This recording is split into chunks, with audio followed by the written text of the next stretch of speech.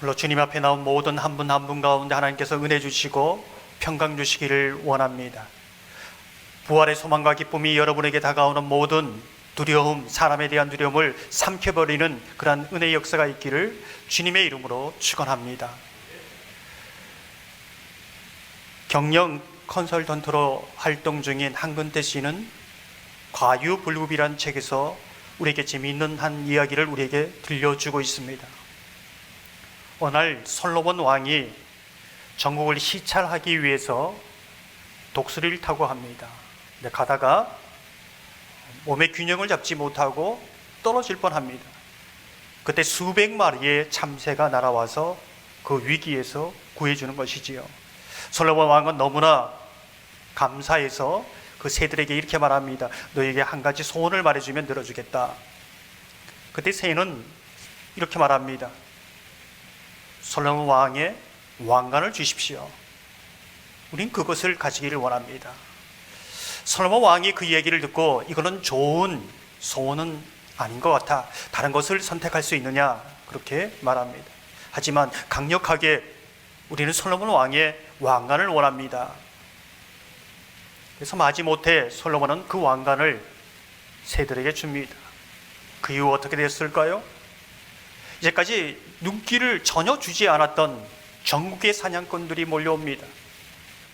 그 이후 수백 마리의 새들이 다 죽었습니다. 단 5마리의 새가 그 왕관을 열고 급히 솔로몬 왕에게 찾아와서 이렇게 말합니다. 솔로몬 왕이시여, 우리의 생각이 짧았습니다. 이 왕관을 도로 가져가십시오. 그 이후 삼세들이 그 왕관을 솔로몬에게 돌려준 이후에 그 삶의 평화가 찾아왔다는 이야기입니다. 저자는 이 이야기를 하면서 이렇게 말을 읽습니다. 3천만 원 투자에 월 300만 원 보장이란 전단지가 가끔 보인다. 요즘같이 저금리 시대에 말도 안 되는 얘기이다. 뭔가 이상하다. 더 이상한 건 그걸 보고 투자하는 사람이 꼭 있다는 사실이다. 사람은 재물 때문에 죽고 새는 먹이 때문에 죽는다는 말이 있다. 누구나 욕망은 있다. 문제는 지나친 욕심이다. 욕심으로 억지로 얻은 것은 결국 실속이었고 끝이 좋지 않다. 참새가 자신에게 맞지 않는 왕관을 쓰려고 할 때에 그 삶의 평화가 깨어집니다. 그 삶이 불안합니다. 위험에 빠지는 것이지요.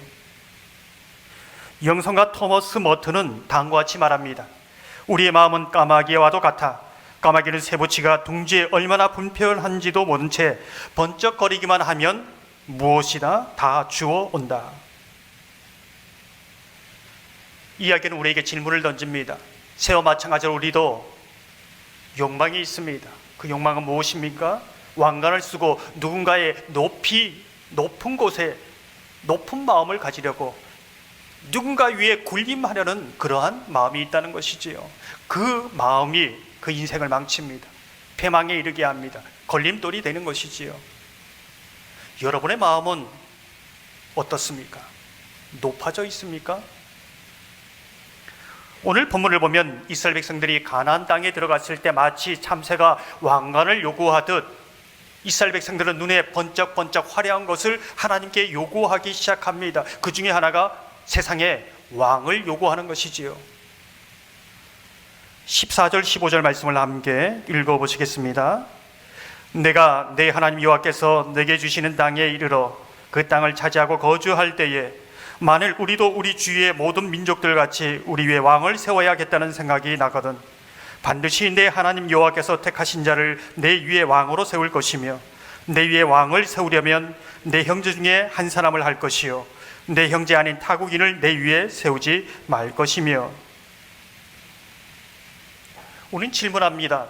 하나님이 쓰고 계신 왕관을 달라고 하는 이스라엘 백성들도 이해가 되지 않지만 그들이 요구한 왕을 허락하시는 하나님도 이해가 되지 않습니다. 여러분 어떻게 생각하십니까? 하나님의 이러한 모습은 우리에게 무엇을 말해주고 있는 것일까? 하나님의 사랑은 우리를 협박하고 억압하는 노예로 살아가기를 원하지 않습니다. 하나님이 말씀하는 대로 그냥 움직이는 그런 노예를 원하지 않습니다. 하나님의 자녀로서 사랑하십니다. 인격, 그 선택을 존중하십니다. 뿐만 아니라 그 판단에 대해서 어떤 결과가 있는지를 보여주시고 선한 방향으로 인도해 주실 것이지요. 왕을 요구한 것을 허락하면서도 안전한 울타리를 또한 만들어 주십니다. 우리가 주위에서 보게 되는 것은 왕을 허락해 주시면 세상 왕과 다른 그러한 왕이어야 한다는 것을 말씀해 주고 있습니다. 어떤 왕일까요? 1번 구절을 보면 반드시 내 하나님 여호와께서 택하신 자를 내 위에 왕으로 세울 것이며, 백성들이 원하는 왕이 아니라 하나님이 원하시는 왕입니다. 백성이 원하는 대로 요구대로 들어주는 왕이 아니라 하나님의 말씀으로 인도할 수 있는 그런 왕입니다. 그렇게 보면 하나님께서 세우신 왕은 하나님의 대리자라고 볼 수 있습니다. 그리스도인으로 살아가는 우리 삶도 마찬가지지요. 왕을 요구하고 왕을 허락하는 이 과정 속에서 하나님께서는 우리에게, 오늘 살아가는 우리에게 무엇을 말씀해 주고 있는가? 우리는 이스라엘 백성들처럼 세상을 바라볼 때에 하나님, 이러이러한 것을 주십시오. 세상이 화려하고 번쩍번쩍거리는 것을 달라고 요구할 때가 있지 않습니까? 꼭 저것만 있으면 행복할 것 같습니다. 꼭 저것만 있으면 잘 될 것 같습니다. 꼭 저것만 있으면은 하나님께 많은 복을 받은 사람처럼 보일 것 같습니다. 우리가 분명히 알아야 할 것은 하나님께서는 이스라엘 백성들처럼 우리에게 주실 수 있습니다. 그러나 하나님이 마음은 기뻐하지 않지만 주실 수 있다는 것이죠. 이 말은 무슨 말씀입니까? 우리에게 무엇이 주어져 있고 많고 그것이 우리의 축복의 기준이 아니라는 것입니다. 많은 사람들은 그 관심을 우리가 무엇을 받았고 얼마큼 받았고 많이 받았고 거기에 복의 기준을 둡니다. 그러나 하나님의 관심은 여기에 있지 않습니다. 얼마든지 주실 수 있는 분입니다. 무엇이든지 주실 수 있는 분입니다. 그러나 우리가 받은 것을 하나님의 대리자로서 어떻게 사용할 것인가, 하나님이 원하시는 대로 그 사명을 감당하고 있느냐, 그것을 중요하게 생각하시는 것이지요. 우리가 한 가지 짚고 넘어갈 부분이 있습니다. 하나님께서 왕을 세우는 조건 가운데 하나가 더 있습니다. 15절에 보면 내 형제 가운데 세우라, 이렇게 말씀하고 있습니다. 이것이 무슨 뜻일까요? 세상 사람을 왕으로 세운다면 세상의 방식대로 그 백성을 억압할 겁니다. 자기의 소유로 생각할 것입니다. 노예로 부려먹을 것입니다. 그러나 형제 가운데 세우라, 세상 방식과 전혀 다른 방식, 하나님의 원리대로 하라는 것입니다. 형제 중에 왕으로 세우라는 것은 형제로서 왕의 역할을 감당하라는 것입니다. 그 백성도 형제로서 대해야 된다는 것이지요. 그게 하나님의 원리입니다. 하나님의 공동체, 교회 공동체의 원리이기도 하고 또 이 세상을 살아가는 원리이기도 합니다. 20절 전반절을 보면 이렇게 말씀합니다. 그리하면 그의 마음이 그의 형제 위에 교만하지 아니하고, 형제 위에 교만하지 아니하고, 오늘 본문에서 가장 핵심된 구절입니다. 형제 위에 교만하지 아니하고. 우리의 마음속에는 형제 위에 서려고 하는 그러한 욕망이 있습니다. 형제보다 강하여 군림하고자 하는 그런 마음이 있지요. 그래서는 안 된다는 것입니다. 어쩌면 저와 여러분은 직분, 그 역할을 감당하고 있습니다. 어찌 보면 세상 사람들 조직과 거의 다르지 않습니다. 그러나 세상 원리와는 다르지요. 형제로서 섬기는 그러한 삶이어야, 그러한 직분이어야 한다는 것을 말해주고 있습니다. 이것이 하나님의 원리입니다. 형제 위에 교만하지 아니하며. 빌립보서 2장 3절을 보면 이렇게 말씀합니다. 아무 일이든지 다툼이나 허영으로 하지 말고 오직 겸손한 마음으로 각각 자기보다 남을 낮게 여기고. 정말 내가 겸손한가 교만한가 판단하는 기준이 명확하다는 것입니다. 무엇입니까? 각각 자기보다 남을 낮게 여기는가입니다. 여러분들 중에 어떤 사람은 저 사람은 나보다 좀 배운 것도 많고 가진 것도 많아, 내보다 잘났어, 어떤 사람은 저 사람보다는 내가 좀 낫지, 이런 마음이 있지 않습니까? 그러나 오늘 성경은 뭐라고 합니까? 모든 사람을 대할 때 나보다 낫게 여기라는 것입니다. 그것이 겸손한 마음이라는 것이지요. 예수님께서는 가장 강한 분이요 모든 것을 가진 분인데 섬김으로 많은 사람을 유익해 하신 분입니다. 그것이 우리의 모델이 됩니다. 그리스도인에 따라할 표본이 되는 것이지요. 사랑하는 성도 여러분, 저와 여러분이 하나님의 대리자로서 우리에게 주어진 것을 하나님의 뜻대로 사용하는 그 사명 감당하시기를 소망합니다. 형제 위에 있지 아니하고 형제로서 대하며 섬기는 자가 되기를 주님의 이름으로 축원합니다. 오늘 본문을 계속해서 보면 하나님께서 구체적으로 왕의 제도에 대해서 말씀하고 있습니다. 왕의 제도에 대해서 말씀하고 있지만 그리스도의 삶의 원리에 대해서 말씀하고 있는 것이지요. 그것이 무엇입니까? 16절 17절 말씀을 함께 읽어보시겠습니다. 그는 병마를 많이 두지 말 것이요 병마를 많이 얻으려고 그 백성을 애굽으로 돌아가게 하지 말 것이니 이는 여호와께서 너희에게 이르시기를 너희가 이후에는 그 길로 다시 돌아가지 말 것이라 하셨음이며 그에게 아내를 많이 두어 그의 마음이 미혹되게 하지 말 것이며 자기를 위하여 은금을 많이 쌓지 말 것이니라. 읽은 구절을 보면 많이 얘기합니다. 고대 근동의 문화를 보면 은금을 많이 쌓고 아내를 많이 두고 병마를 많이 얻는 것은 자기 신의 강함을, 권력을 자랑하기 위함이요 그 강함을 통하여 다른 사람을 다스리려고 하는 그런 마음이 있지요. 다른 사람 위에 있고자 하는 마음입니다. 하나님은 그렇게 하지 말라 이렇게 말씀하고 있는 것이지요. 그 모든 마음 깊은 곳에는 교만의 뿌리가 있다는 것이지요. 진정한 강함은 하나님으로부터 오는데 그 강함을 버리고 세상의 강함으로 그것으로 군림하려고 하면 안 된다는 것입니다. 이러한 교만이 마음을 차지하기 시작할 때에 그 삶은 주춤거리기, 비틀거리기 시작합니다. 20절 말씀을 함께 읽어보시겠습니다. 그리하면 그의 마음이 그의 형제 위에 교만하지 아니하고 이 명령에서 떠나 자로나 우로나 치우치지 아니하리니 이스라엘 중에서 그와 그의 자손이 왕위에 있는 날이 장구하리라. 이 명령을 떠나 자로나 우로나 치우치지 아니한다 이렇게 말씀하고 있습니다. 많이 싸우려고 하고 많이 얻으려고 하면 그 지나침이 치우침을 낳는다는 것이지요. 이 치우치다라는 말은 유대의 배경 가운데 와디에서 왔습니다. 와디는 사막에 큰 비가 내리면 길이 생깁니다. 그 길이 특징적입니다. 구불구불하지요. 이리 왔다 저리 왔다 하는 것입니다. 하나님의 말씀의 중심이었고 왔다리 갔다리 전혀 비틀거리는 삶. 오늘 본문에 보면 이것이 세상 애굽으로 가는 그러한 방식이라고 말씀하고 있는 것입니다. 교만한 사람은 치우치는 사람이요 하나님의 말씀을 따라 고든 길을 따라 걷는 것이 아니라 줏대 없이 술 취한 인생을 살아간다는 것을 말해주고 있습니다. 구약 솔로몬 왕을 보십시오. 은금을 많이 쌓았습니다. 병마를 많이 얻으려고 애썼습니다. 굉장히 많은 복을 받았지만은 그렇게 삽니다.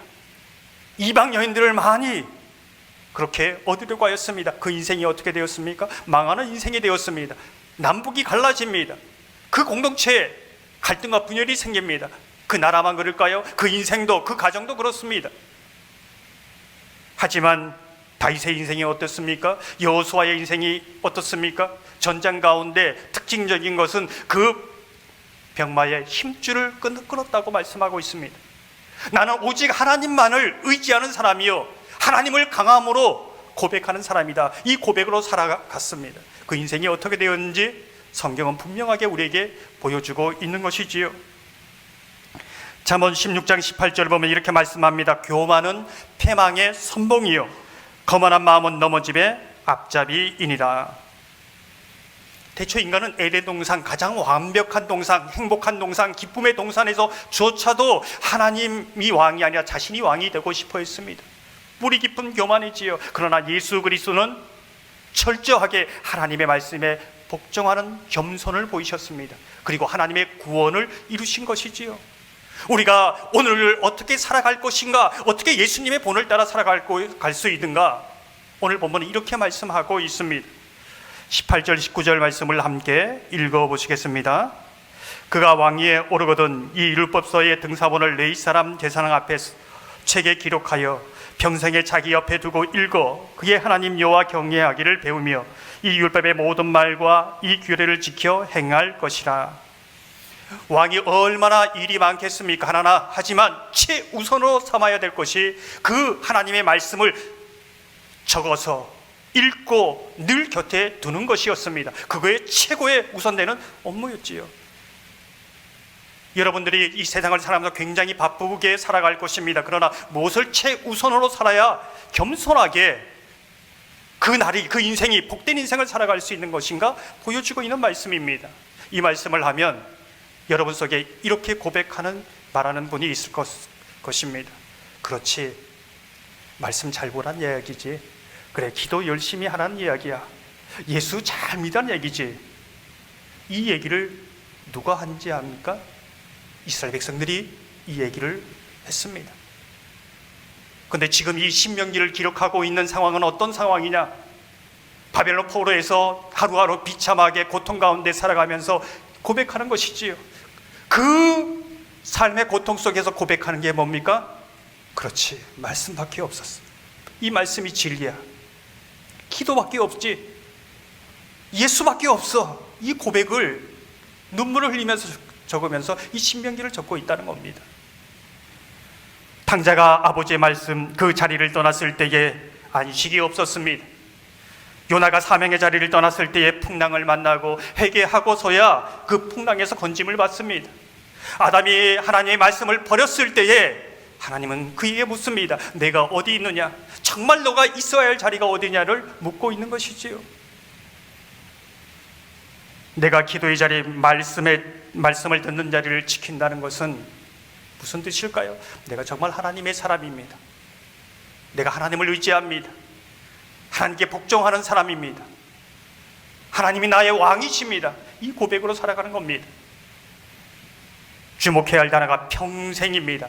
수십 년을 정말 바르게 고든 길을 걸어왔다 할지라도 한순간 이제는 다 됐어라고 생각할 때에 넘어집니다. 평생 이 말씀을 붙들고 나아갈 때 그 삶이 참으로 복된 인생이 될 것이라고 약속하고 있는 것이지요. 사랑하는 성도 여러분, 오늘 살아가는 저와 여러분 속에 끊임없이 내가 왕이 되고자 하고, 내가 형제 위에 높아지려고 하고, 군림하고 다른 사람보다 나아지려는 그러한 교만의 잡초가 쓴뿌리가 올라옵니다. 늘 기도의 자리, 말씀의 자리, 예배의 자리를 지켜가며 구불구불한 술 취한 인생이 아니라, 비틀거리는 인생이 아니라, 망하는 인생이 아니라 복된 길, 고든 길을 걸어가시기를 주님의 이름으로 축원합니다. 오랫동안 우리는 예배의 회복을 위해서 기도해 왔습니다. 이제 이 예배의 문이 열렸습니다. 말씀 듣는 문이 활짝 열렸습니다. 기도의 자리가 활짝 열렸습니다. 더욱 이 자리를 지켜가고 끝까지 믿음의 경주를 감당하는 저와 여러분 되기를 주님의 이름으로 축원합니다.